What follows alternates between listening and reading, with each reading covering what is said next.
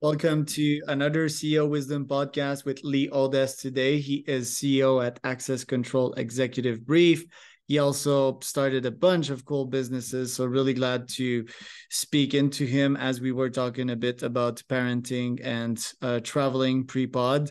This podcast is brought to you by podfire.com. If you want to start, scale, be invited to a podcast like this one. Podcasts are pretty cool to learn, to network, to generate leads, to generate a community, a backend, and even generate clients. So podpar.com for that. Lee, I am glad to have you on the pod. Can you tell us a bit more about yourself and about ACEB? Yeah. Oh, thank you. I appreciate the opportunity to be here, and always great to see someone who's creating content and going out. So thank you. So Access Control Executive Brief is it's a niche market of the access control, so physical access control and the smart lock industry. I write about it. I cover 430 some companies, really around the centerpiece around digital transformation. We've gone from an industry whose job is to frankly keep bad people out and people safe, and it's now being challenged to do a lot more as it goes digital. And I write about sort of those phase changes that are happening within the industry. And tell me about like all of your businesses, because it's not your first stint. So let's do a quick history check on you and probably start, let's see here, with Market Groundswell. And then if you can talk about DC Spotter, Fresh Confections. I mean, you founded so much. It's really inspiring. Talk to us about all of these businesses and insights you've got from each of them. Sure. I mean, it's interesting. I appreciate you saying that, but some of it comes down to my unsettledness, if you would, of I think working for other people, and it's taken me, call it 40 some years to finally get to the point where I understand that I'm pretty much just maybe a terrible employee, and I'm better off sort of following the values that I have. So I mean, Market Groundswell was in a lot of ways, it's sort of, even brought it to where I'm currently here, was at the time I was working within building products business, so like home improvement and the rest of it. There was a lot of small brands in the DC area where I lived at the time that wanted to attract more builders, or builders that wanted to attract others. So we would work with them to help do social media. We would help create content and the rest of it. So it was called as a small digital marketing agency at the time. So from there, my wife actually at the time, she owned Fresh Confections. We worked together because what happened was around Market Groundswell, we also started an audio video company that was doing technology installations, and we were doing a lot of lunch and learn, so educational seminars. And instead of, I don't know, going to Panera to bring in lunch, we wanted to do something a little bit different. And she happened to move here and didn't have a job, so she started a catering company that was creating food for those, as well as doing boutique desserts, and we were doing book events and all sorts. So DC is a very event driven market, so we would create a bunch of food for those things. I mean, it was really it was like storytelling through food, which was pretty cool to see. So went through that. We ended up having kids, and I don't know if those of you that have ever had a catering company, it's hard to make money at it. It's a lot of laborsome work. The AV company was taking off, so we decided to just focus on the AV. Went through that, sold that a couple years after we did it. Was a good experience on that end. From there, left, went and worked for a company, went back on my own. So I'll skip the companies I worked at, but went back on my own and started a company called Group 337, which was a lot of like what I'm doing currently now. But we built it up, had 6 employees. One of our customers ended up going public and then ended up acquiring us. So they brought us internally. And then that company, I was there for about 10 months through the transition, and then left to open up Access Control Executive Brief on my own to do a lot of what I was doing before, but I would say smarter and a different approach. Because when I started Group 337, it was in January of 2020. We all know what happened in March of 2020. The world went online. Now the world is doing both online and in person. So I've gotten an opportunity. I would say also our industry has exploded from sort of a technology point of view. So it's a call it right time, right place. And that's where I spend my time now. When you were acquired, that transition period, did you get a reminder of how bad of an employee you were again? Yeah, I definitely was reminded. I do like to be a CEO of my own organization, and sort of the freedom that gives me, and the ability for me to build how I want to build without filling in for. And I get why companies do the things that they do, but it wasn't. I don't like to fill a lot of space with meetings and paperwork and the rest of it. So I got to build and go back to building. So yes. Are you good at managing leadership and building teams? Yeah, I mean, I've proven over the stint of the large companies of doing that. There's always room for improvement on all those things, but I think I'll take the relationships that I still have over the years of people that have worked on my team, that are still good friends, and I work with some of them currently now as well in different ways. So I'll take that as the scoreboard of, am I doing a good job? Because I think if I was doing a terrible job, they wouldn't be around still. And I'm sure there's some that frankly I didn't deliver on like I could have. And so I'll take the good with the bad. I don't think I make a good boss. I've tried various times over thousands of employees. Well, thousand, not thousands. And yeah, it's like nowadays I'm managing AI for my part, and I'm really happy with that robotic relationship. That being said, your new business, Smart Locks, talking about bots, why did you pick that niche? Why are you trying to pick that lock? Yeah, I mean, I picked this industry because it's somewhat of a nuanced niche industry. And if you take sort of whoever written the whole idea and adage around, if you can find 1,000 people, you can find a business. I saw an opportunity. I like the industry that I've been working in it for a while. I think that there's very limited amount of time that you can be within an industry that is at an inflection point and participate in that. I like the people in it. So with all of that, I just started writing and voicing my opinion. And next thing you know, you have a business. So tell us about the business itself, how you acquire new clients, the product itself, how do you improve the product, Yeah, and tell us about your objectives for this year. sure. So I acquire clients. I leverage LinkedIn a lot. So I create content there. I interact. I've build there, as well as I would say I give and take within LinkedIn, and try to leverage on that end. I also utilize Slack. So I do move people into a Slack group to form, I would say, a little bit more of an intimate community, as well as the one that is in LinkedIn. And then from there, a lot of it is word of mouth. I go out into the marketplace in real life and put on shows and show up at shows and speak around the topics. I wrote a book as a way to sort of lead gen on that end, but then also, more than anything else, to get my point of views across in a written format on that end. So that's how I generate opportunities and sort of continue to build the network. And then when it comes down to my objectives this year are pretty straightforward. I want to build, and I wanted to do more globally. So I spent a lot of time on airplanes and market in Europe, and then Australia, sort of expanding beyond North America. For the first couple years of building the original company, I couldn't get out because of COVID. Now I can. So I go out and meet people and show up at shows. So an objective was to go more international. An objective was to have my own show so I can control the conversation, the format, the look and feel, experiments, as well as, I think, partner with the community to create what I think is a show that's needed for them to get their voices out. So that was a goal. I wanted to write at least once a month. I now seem to be doing it twice a month on that end. And then really theoretically, I want to break even on the expenses side with the revenue that comes through, with the idea that if I can, in the first year, do that, then I'll look at that as a success, because I'm investing the money back into the business to continue to grow it.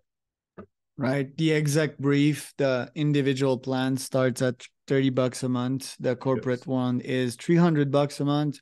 Yes. How much of these do you have? And You generate most of your leads off LinkedIn, off outreach, sort of connecting Yeah. with new folks and hoping they share the newsletter? I create content that gets shared, and then people see that, and then they like it, they want more. More than I don't do a real good job of asking people to share. It is, I mean, if you think about it too, I'm in a niche market. It's not a huge market on that end, so a lot of it's word of mouth, and people that are online are sharing, liking, and doing it. So I believe if I create good content, the customers will come, if you would, on that end, and the ability to create community. Right now we're a couple hundred people in, couple, I'd say close to, I gotta look at the numbers as it is today. Call it 30 or so corporate clients on that end. Oh, So yeah, so in the and first you're year I'm still pretty not pleased. breaking even at 9K just on the corporate front MRR, and then I would guess another 10 from the individual, and it would be like 90, not 90, and 19K per month, or let's be more conservative, 15K per month. You're still not breaking even. Oh, I didn't say I wasn't. I said my Okay, you goal said was. your goal, so but you reach your goal, so you need to have a new one when you reach The one. year's No, not over, so let's, we're still working on investing in the business. right? How's the churn? Do you lose a lot of folks, and how do you make sure to improve your reports? Yeah, no, it's pretty low on the churn, so my attrition is not high at all, because again, it's a niche market. I price it, I think, at a rate that um competitive on that end, so that I'm not, it's not too expensive, it's not too low. I think it feels like it's just right. I get good feedback from people on that end. I believe, there isn't a lot of people creating content like this in our niche, in our market, so there's somewhat like it's good information, I think, for people to get back on that end.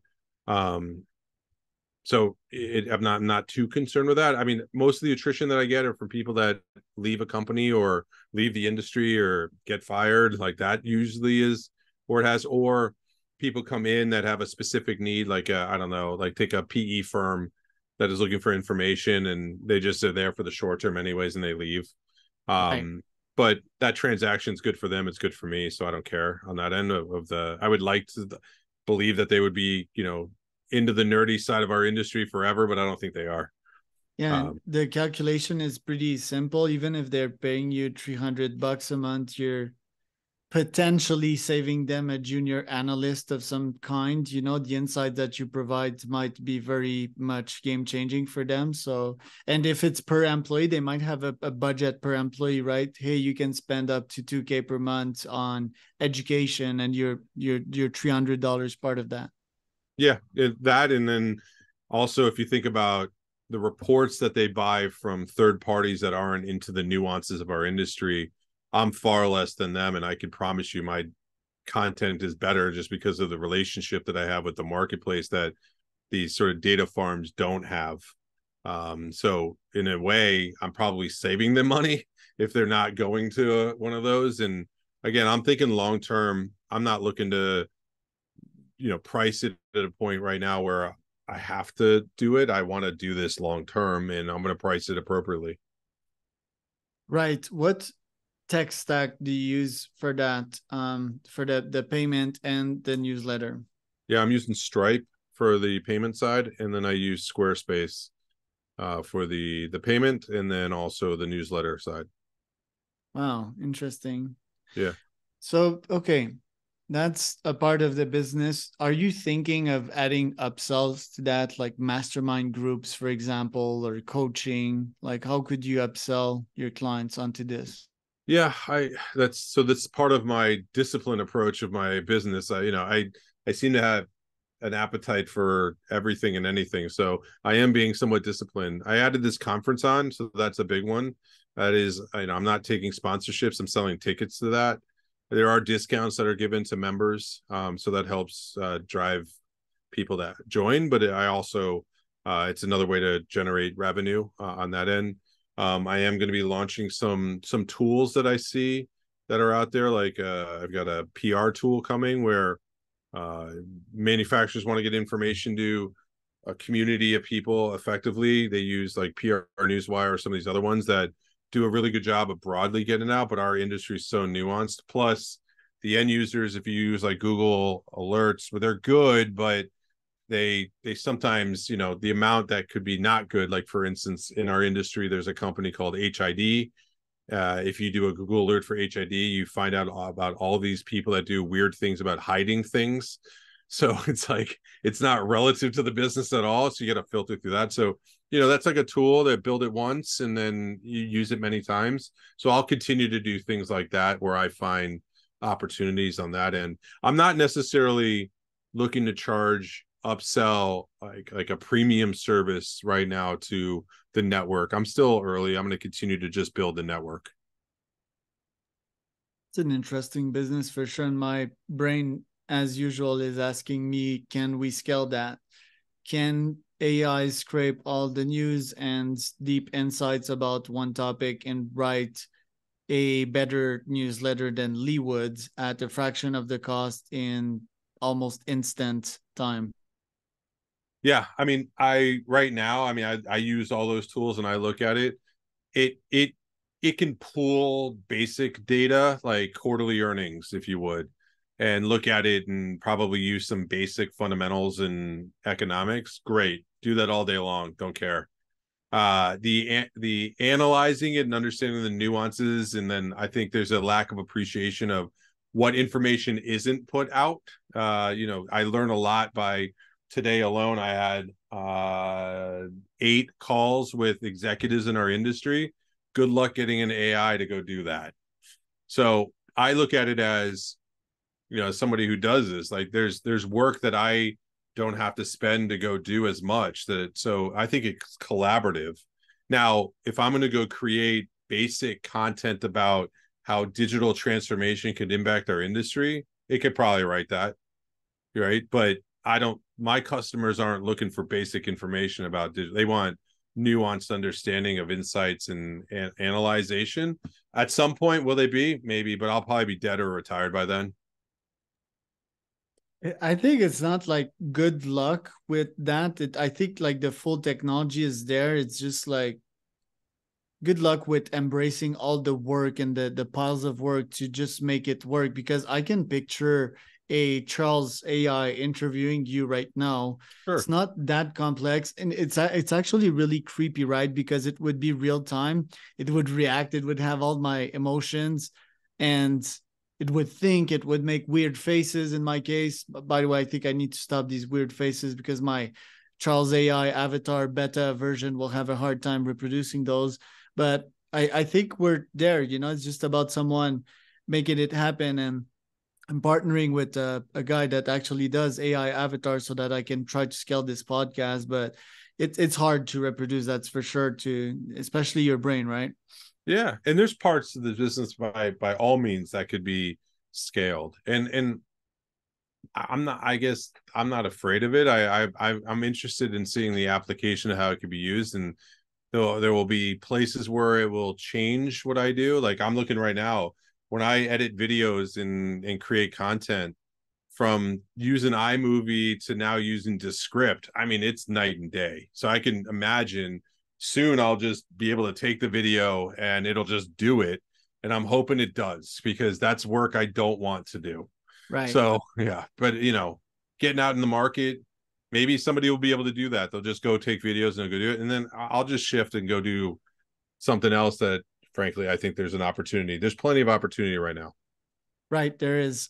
Let's talk about smart locks and keeping your family safe. I'm about to have children's in less than 2 years, and um, gonna have CTVs, of course, on my property. I'm gonna have drones also, with pepper spray if they need to neutralize potential threats.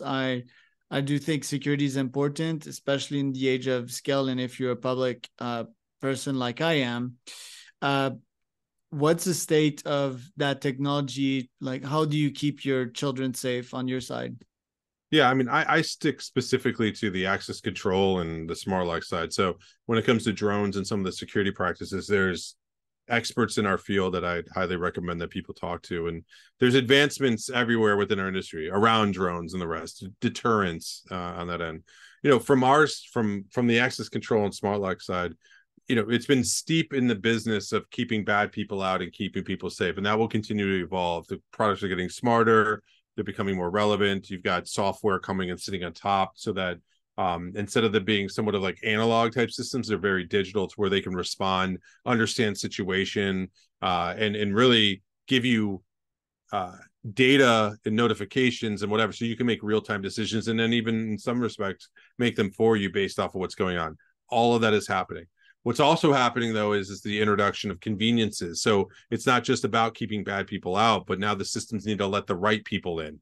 Very, very different use cases of how the systems would work. Like, how do you know that it's you and you should be allowed in, especially when it's an anomaly, like you're never home at 2:00, but all of a sudden you are.